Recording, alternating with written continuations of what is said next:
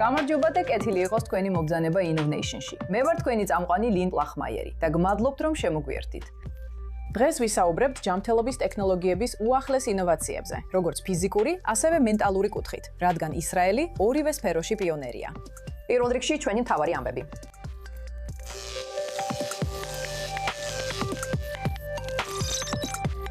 ისრაელის უმსხვილესმა ჯანდაცვის პროვაიდერმა გლალითმა დანერგა უნიკალური ხელოვნური ინდექს სისტემა. სისტემური ინტელექტის სისტემა, რომელიც პროაქტიულად უკავშირდება პაციენტებს მანამდე, სანამ ისინი თავად მიხვდებიან, რომ სამედიცინო დახმარება სჭირდებათ. მე გლალითის კონფერენციაზე წავედი, რათა გამეგო, როგორ მუშაობს ეს სისტემა. ჩვენგან ბევრს თავისი ყველაზე საიდუმლო ამბები ხელოვნური ინტელექტის ინსტრუმენტებთან აქვს გაზიარებული. ეხლა ერთი ისრაელური კომპანია ამავე ტექნოლოგიას იყენებს, რათა ფსიქიკური ჯანმრთელობის მხარდაჭერა 24 საათის განმავლობაში, კვირაში 7 დღე პირდაპირ თქვენს ტელეფონზე მოგაწოდოთ.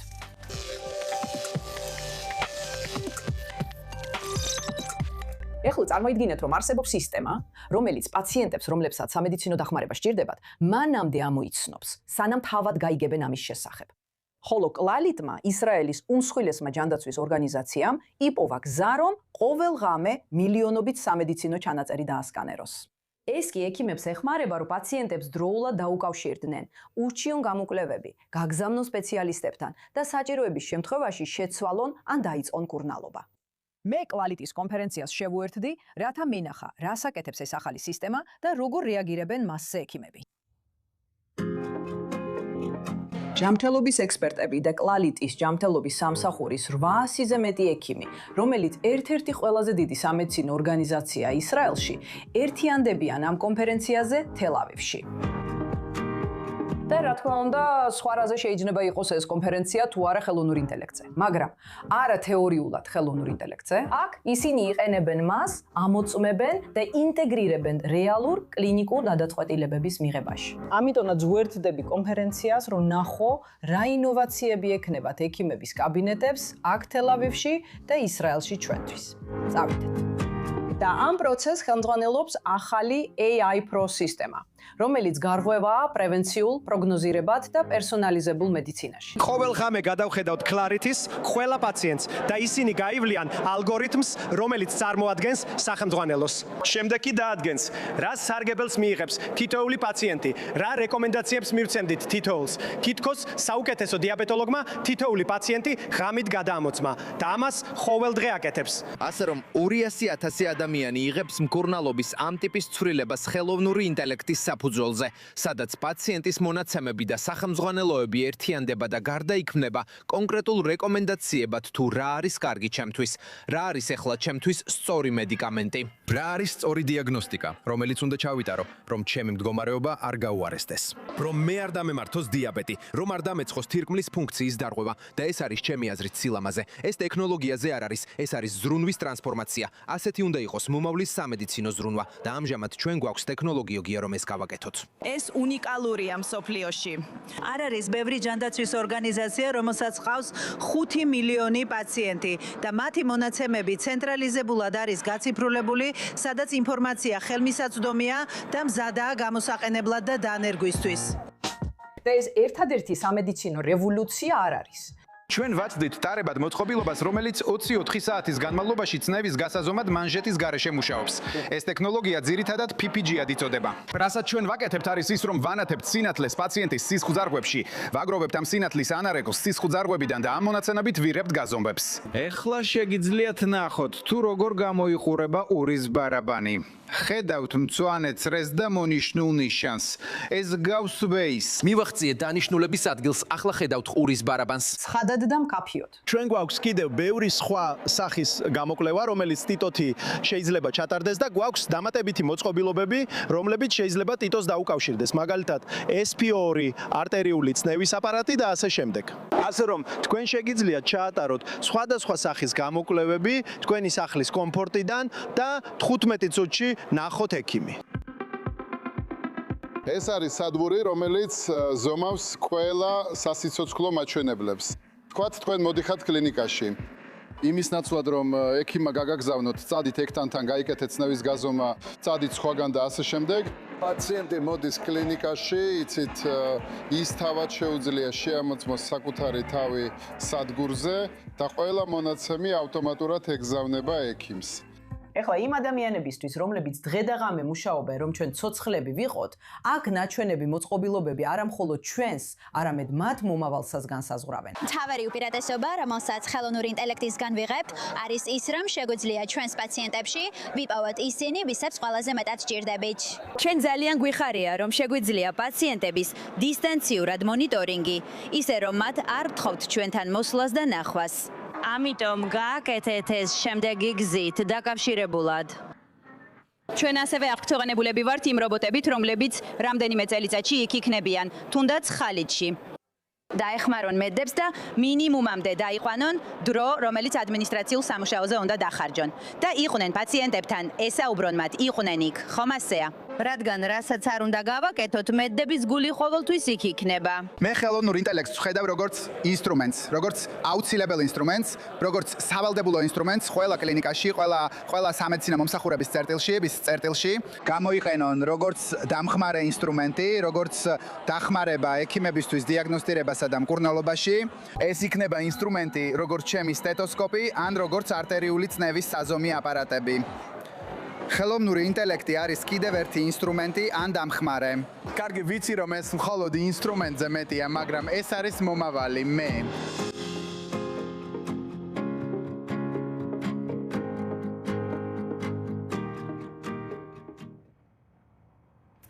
ეხლა გადავიდეთ ხელოვნურ ინტელექტზე, რომელიც შეიძლება დაეხმაროს თქვენს მენტალურ ჯანმრთელობას.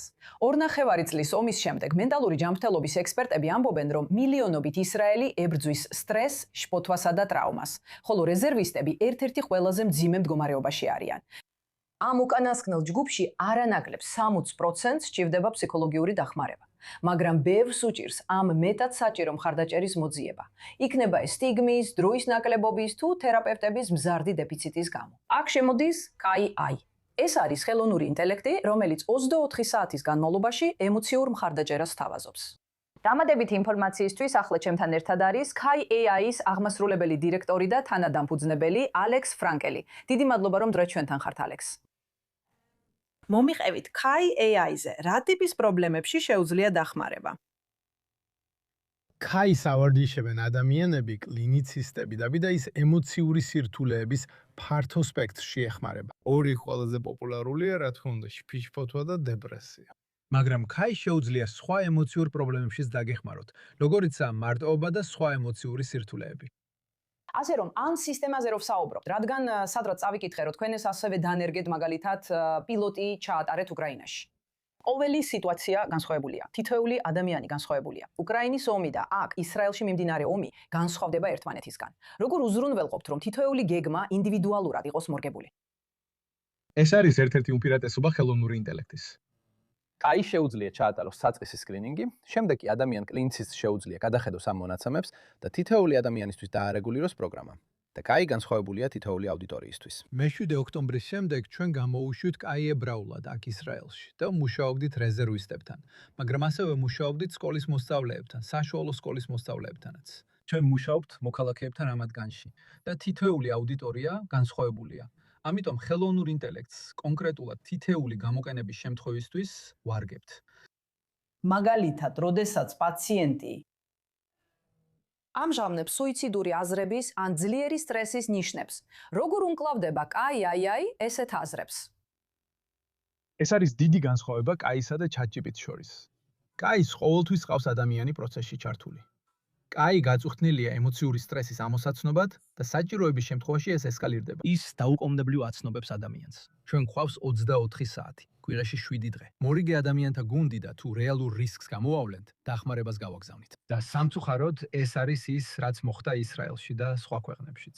მხოლოდ რამდენიმე კვირის წინ ჩვენ გადავარჩინეთ ახალდაზრდა დედა, რომელიც ძალიან დეპრესირებული იყო და ამას KAI-ს უზიარებდა. და ჩვენ შევძელით მისი დახმარება რეალურ დროში. ასე რომ ეს ძალიან მნიშვნელოვანია. ასე რომ თქვენ აგრძელებთ მონიტორინგსაც, თქვენ გყავთ ადამიანები, რომლებიც ხელოვნური ინტელექტის მხარესაც აკვირდებიან სიტუაციას, რაც მას უნიკალურს ხდის მსოფლიოში. თქვენ როგორ ფიქრობთ, ეს არის ის უპირატესობა, რაც KAI-ს აქვს ტრადიციულ ხელოვნურ ინტელექტთან ან ტრადიციულ ფსიქოლოგიურ დახმარებასთან შედარებით? და ის ბევრი უპირატესობა აქვს, ხელოვნური ინტელექტი, ძენდელექტი ძალიან კარგად ამოიცნობს სტრესს, უზრუნველყოფს ფსიქოგანათლებას და მუდმივ მხარდაჭერას. და ის 4 საათი კვირაში 7 დღე. ამიტომ შეგვიძლია ემოციური მხარდაჭერა მივაწოდოთ ასობით ათას, შემდეგ კი მილიონობით ადამიანს. მეორე მხრივ, კაიმ უკვე 200.000-ზე მეტ ადამიანთან იმუშავა, ჩვენ ვატარებთ რანდომიზებულ კლინიკურ კვლევებს. ჩვენ პარტნიორობა დავამყარეთ ამერიკის ფსიქოლოგთა ასოციაციასთან, რათა კაი ვალიდირებული და დამტკიცებული ყოფილიყო და გვეჩვენებინა, რომ ის უსაფრთხო და ეთიკურია. ეს არის რამდენიმე უპირატესობა, როდესაც კაის ზოგად მოდელთან ადარებთ. თქვენ არ იფიქრებთ, რომ დეველოპერი ზოგად მოდელთან იმუშავებდა, ან ექიმი ChatGPT-ს გამოიყენებდა? და ყველა პროფესიონალს ექნება თავისი კონკრეტული საუბრითი ხელოვნური ინტელექტი, რომელიც მათ თანაშემწედ დაეხმარება. ეს ნამდვილად რევოლუციური ინსტრუმენტია და შეიძლება ფსიქიკური ჯანმრთელობის მოვლის მომავალით შეცვალოს. ასე რომ, ალექს ფრანკელ, Kai AI-ის თანადამფუძნებელო, მადლობა რომ დღეს ჩვენთან იყავით. მადლობთ. ერთ დროს ტაბუდადებულ ფსიქოდელიურ ნარკოტიკებს ახლა სულ უფრო მეტად საყოველთაო მიღებას ეძენენ. თეთრი საფლი ცდილობს დააჩქაროს იბოგაინის მსგავსი ნივთიერებებზე დაფუძნებული მკურნალობის დანერგვა. ეს შეიძლება მნიშვნელოვანი გარდატეხა იყოს დეპრესიის, პოსტტრაუმული სტრესული აშლილობისა და დამოკიდებულების წინააღმდეგ ბრძოლაში. ფედერალური მხარდაჭერის ზრდითა და მილიონობით ინვესტიციით უზრუნველყოფილი. ახლა მთავარი კითხვა არის თუ არა ფსიქოდელიური თერაპია ფსიქიკური ჯანმრთელობის სფეროს გარდაქმნის ზღვარზე. დამატებითი ინფორმაციისთვის ახლა შემოგვიერთდა იტამარ გლაცი, თქვენ ხართ ფსირინქსის აღმასრულებელი თავმჯდომარე. შეგიძლიათ აგვიხსნათ, რა არის იბოგაინი და რა უპირატესობა აქვს მას სხვა ფსიქოდელიებთან შედარებით? სინამდვილეში იბოგაინი ბუნებრივი ფსიქოდელია, განსხვავებით MDMA-სა და LSD-სგან, რომლებიც სინთეზურია. ეს არის ნივთიერება, რომელიც ბუნებიდან მოდის. იგი მრავალი წლის წინ აღმოაჩინეს ცენტრალურ აფრიკაში და შემდეგ მრავალი წლის განმავლობაში გამოიყენებოდა იქ მებრძოლებს შორის. ამჟამად დაახლოებით 30 წლიანი გამოყენების შემდეგ საფრანგეთში როგორც ანტიდეპრესანტი და ღლილობის საწინააღმდეგო პრეპარატი. ის გამოიყენებოდა 30 წლის განმავლობაში, სანამ 1965 წელს მისი ბოროტად გამოყენების გამო არ შეწყვიტეს, მაგრამ ახლა ის ისევ ბრუნდება. იბოგაინი ძალიან ძლიერი ფსიქოდელიკია და ჩვენ გვჯერა, რომ მისი ძალიან მცირე დოზებით, მინიმალური დოზებით 14 დღის განმავლობაში გამოყენება საკმარისი იქნება დეპრესიის მიმდინარეობის შესაცვლელად იმ პაციენტებში, რომლებიც არ რეაგირებენ დეპრესიის სტანდარტულ მკურნალობაზე. თქვენ როგორ ფიქრობთ, რატო არის ახლა ის დრო, როცა აშშ ცვლის თავის დამოკიდებულებას ამ ფსიქოდელიკის მიმართ? პირველ რიგში ეს არის რაღაც, რაც მოდის მთავრობისგან და თავად პრეზიდენტისგან. როგორც მე გავიგე, ისიც დაინტერესებულია ამ აქტივობებით და ამ მედიკამენტებით. და ჩვენ ამას ვხედავთ, ეს არის ძალიან მნიშვნელოვანი, რადგან ერთი მხრივ ჩვენ არ გვაქვს ახალი მედიკამენტები ამ სფეროში. მეორე მხრივ კი არსებობს რამდენიმე ფსიქოდელიკი, რომლებიც არაერთხელ და მრავალი წლის განმავლობაში გამოიყენებოდა. ამიტომ ეს სულ უფრო და უფრო მეტად იკვლევა კლინიკურ კვლევებში და შესაბამისად ძალიან უახლოვდება ბაზარს. ისრაელში როგორაა საქმე? აქ როგორ აღიქვამენ ამას? ისრაელში ვფიქრობ ამას კარგად აღიქვამენ, რადგან ბევრი ფსიქიატრიული წრე ატარებს კვლევებს იბოგაინით, ფსილოციბინით, MDMA-ით, LSD-ით და სხვა პრეპარატებით. ასე რომ ეს არის რაღაც ძალიან მნიშვნელოვანი და ვფიქრობ ისრაელის ფსიქიატრიული საზოგადოება მოუთმენლად ელის ახალ მედიკამენტებს, რომლებიც შეიძლება შეიქმნას.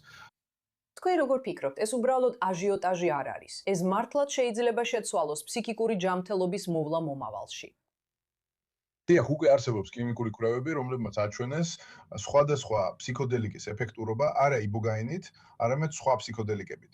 მაგრამ ჩვენ გვჯერა, რომ ეს ნამდვილად შეძლებს დამტკიცებას და კლინიკურ კვლევებში დადასტურდება, რომლებიც მომდევნო რამდენიმე წლის განმავლობაში ჩატარდება. საოცარია. დიდი მადლობა იტამარ გროტო, ფსირინქსის აღმასრულებელი თავმჯდომარე. მადლობა, რომ დღეს შემომიერთდით. მადლობთ, ნახვამდის. ეხლა ნაადრევი მშობიარობის პრევენციიდან დაწყებული სისხლის ანალიზის ხელის გულზე გადმოტანით და ექიმებისთვის პაციენტების დისტანციურად რეალურ დროში მონიტორინგის შესაძლებლობით ისრაელის სტარტაპები ჯანდაცვის ინოვაციების საზღვრებს აფართოებენ. Biomed ისრაელში ქვეყნის ზოგიერთი ყველაზე მოწინავე სტარტაპი წარმოაჩენენ ტექნოლოგიებს, რომლებიც მედიცინის მომავალ შეიძლება თავიდან განსაზღვრავენ. ნატაშა კიერჩიკი მოგვითხრობს.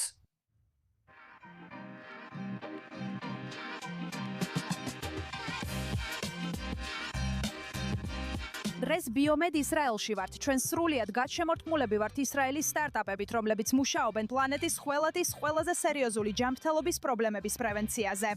ისრაელის სიცოცხლის მეცნიერებების სექტორში დაახლოებით 1600 სხვადასხვა კომპანია. ჩვენ ვაპირებთ გავეცნოთ რამდენიმე კომპანიას, რომლებიც ახლა იჩენენ თავს 2026 წელს. ეხლა პირველი კომპანია, რომელსაც ვნახავთ, შექმნა მოწყობილობა, რომელიც მიზნად ისახავს ნაადრევი მშობიარობის პრევენციას. ეს ორსულობის ერთ-ერთი ყველაზე გავრცელებული პრობლემაა. ეს პატარა მოწყობილობა აქ შეგიძლიათ გითხრათ, როგორ ეწოდება მას და როგორ მუშაობს. ჩვენ ვართ Pregnant Tech-ი. ჩვენი მოწყობილობა არის ელასტიური სილიკონის რგოლი, რომელიც განკუთვნილია საშვილოსნოს ხელის ზედა ნაწილში მოთავსებისთვის, რათა თავიდან აიცილოს სპონტანური ნაადრევი მშობიარობა. ეს არის ორსულობის ყველაზე გავრცელებული, კატასტროფული და ძვირადღირებული გართულება. სოფლიოში ყოველი 10 ბავშვიდან ერთი ნაადრევად იბადება. ამ ჩვილებიდან 1 მილიონი ვერ გადარჩება, ხოლო კიდევ მილიონზე მეტი გართულებებს განიცდის.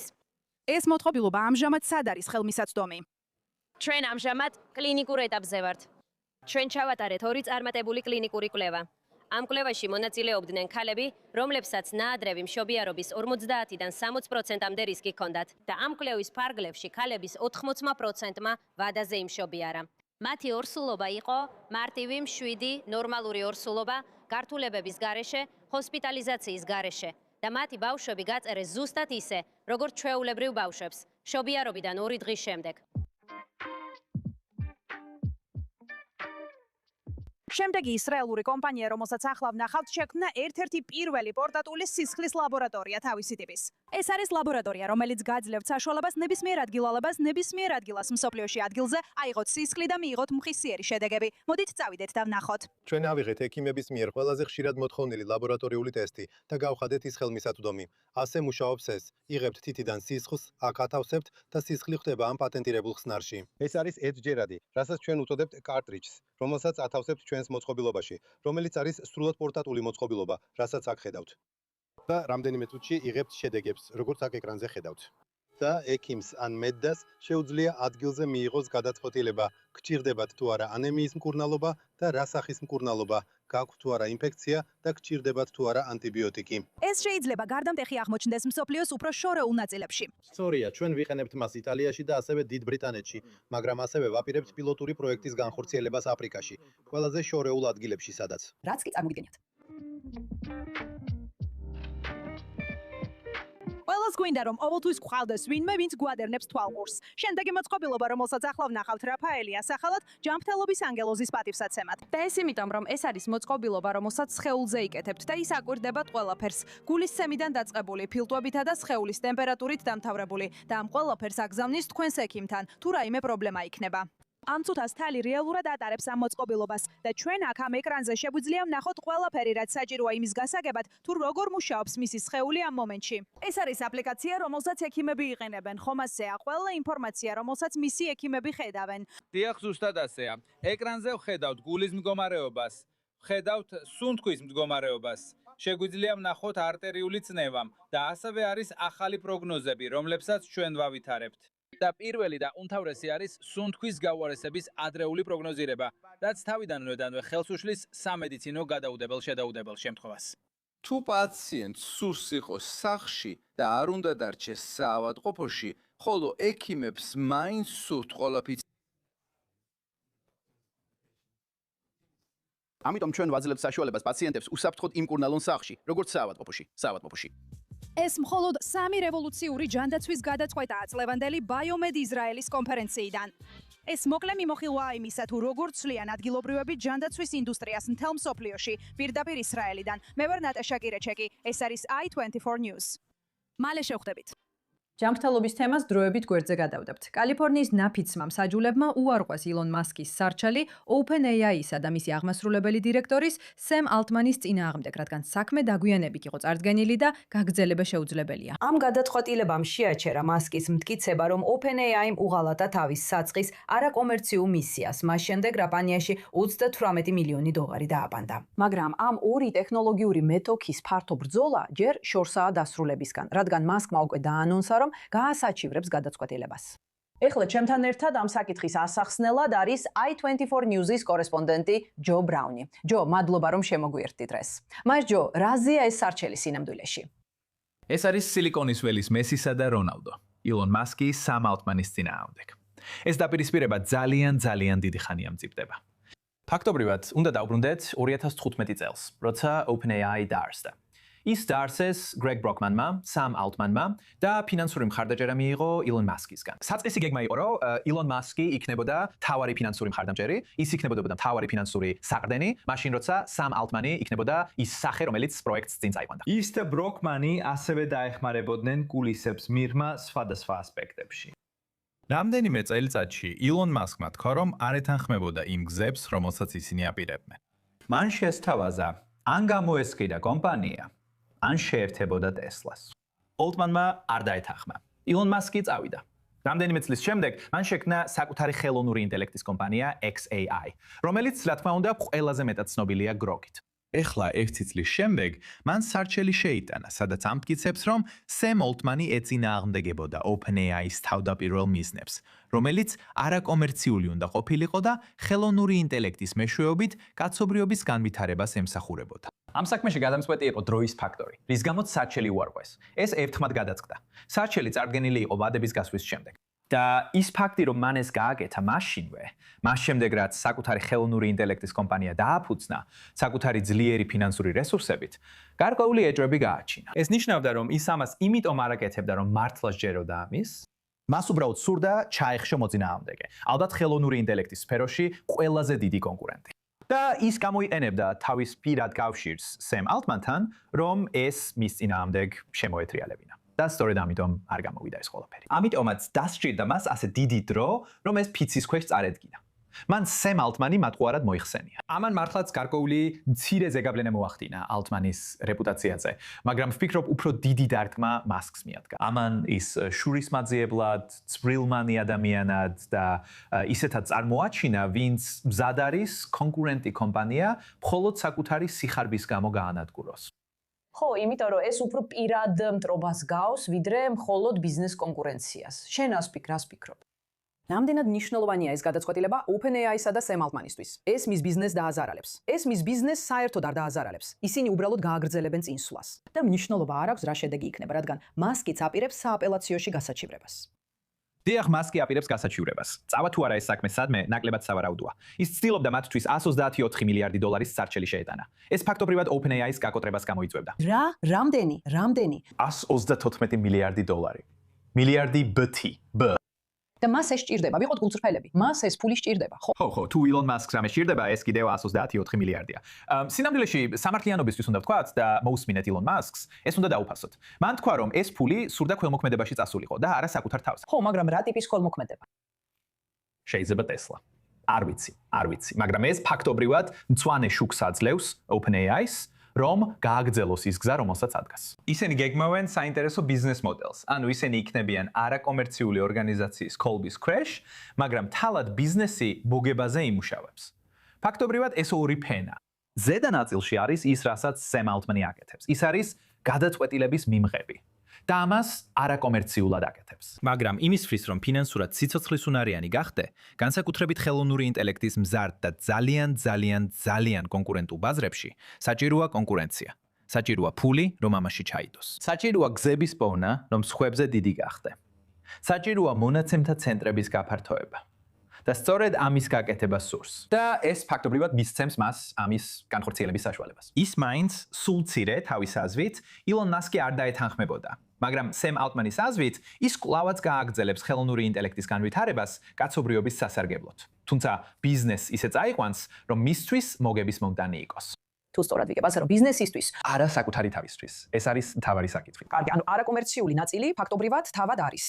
არაკომერციული ნაწილი ორსაფეხურიანი ბიზნესია. როგორც ვამბობ, ზევით მხოლოდ ისირებს გადაწყვეტილებებს არასამთავრობო მიზნებისთვის, მაგრამ ბიზნესი არ მუშაობს როგორც არაკომერციული ორგანიზაცია. ის ამბობს, რომ არ ექნება არანაირი მოგება. მას არ აქვს OpenAI-ის გაყიდვის განზრახვა. მას მაინც სურს, რომ ეს იყოს ერთგვარი დიდი გარღვევა, რომელიც ადამიანურ პროდუქტიულობას მომავალში წაიყვანს. მაგრამ არ უნდა, რომ ამით თუნდაც ერთი თეთრი აიღოს. მაგრამ იმის გათვალისწინებით თუ როგორ ვითარდება AI ბაზარი, მას დასჭირდება დამატებითი იმპულსის მიცემა, რათა დარწმუნდეს, რომ შეძლებს უფრო სწრაფად გაიზარდოს ვიდრე Microsoft-ი ან თავად XI. მაგრამ ამით ხო ისიც ძალიან გამდიდრდა. ვინ არის Sam Altman-ი? ხო. თუ ის გაყიდდა OpenAI-ს, მაშინ კი ის შეიძლება მულტიმილიარდერი გამხდარიყო. როცა უყურებ მაგალითად ელონ მასკის ქონებას ტრილიონიან, რაც არ უნდა იყოს დღესდღეობით, ბოლდროს Forbes-ს შემომოწმებრივ ვარ. ეს დამოკიდებულია იმაზე, გაყიდის თუ არა თავის ყველა კომპანიას. მას ეს თანხა არ აქვს ლიკვიდურ აქტივებში. Sam Altman-საც არ აქვს ესეთი რაოდენობის პული ლიკვიდურ აქტივებში, UF-ში. რა თქმა უნდა, თუ მოუნდება გაყიდვა, კი, მილიარდებს მიიღებს. შეიძლება მომავალში მართლა მოუნდეს გაყიდვა. იყო გარკვეული პრეტენზიები მისი ქცევის და OpenAI-სთან დაკავშირებული მიზნების შესახებ. სწორედ ამიტომ 2023 წელს ის მოხსნეს თავისი პოზიციიდან. ის მხოლოდ მას შემდეგ აღადგინეს თანამდებობაზე, რაც თანამშრომლების მხრიდან ძლიერი უკმაყოფილება გამოიწვია. ასე რომ, მომავალში შეიძლება მოუნდეს თავისი ბიზნესის გაყიდვა. შეიძლება მოუნდეს მოგების მიღება. მაგრამ ამ ეტაპზე ფიცის ქვეშ აცხადებს, რომ ეს არ არის ის, რაც მას სურს. მას უნდა OpenAI-ს განვითარება კაცობრიობის საგათილდღეოდ. და ეს არის ის, რისი გაკეთებაც მას დასაწყისში უნდა. ეს არის ის, რასაც ის ამბობს, რომ კვლავაც სურს გააკეთოს. ილონ მასკი არ ეთანხმება, მაგრამ სასამართლომ ალტმანის მხარე დაიჭირა. არა მისი არგუმენტების გამო, არამედ ტექნიკური მიზეზის გამო. ილონ მასკმა საჩივრის შეტანას მეტისმეტად დიდი დრო მოანდომა. ხო, და მასკის აპელაციოში ჩივის. ასე რომ შეიძლება ის მაინც $100 მილიარდ მეც დაკარგავს. მოდი ვნახოთ, როგორ განვითარდება მოვლენები. ვინ იცის? ეს ილონ მასკისთვის ძალიან დიდი ფინანსური დარტყმა იქნება. ზუსტად ასეა, ძალიან დიდი. ისე წარმატებებს ვუსურვებთ, მადლობა ჯო. ყველაფერში წარმატებებს გისურვებთ, ძალიან კარგი დიახ. და ეს არის ყველაფერი, რისთვისაც დღეს დრო გვაქვს. მე ვარ თქვენი წამყვანი ლიმ პლახმაიერი. შემოგვიერთდით მომავალ კვირას Innovation Nation-ის ახალი ეპიზოდისთვის. მადლობა ყურებისთვის.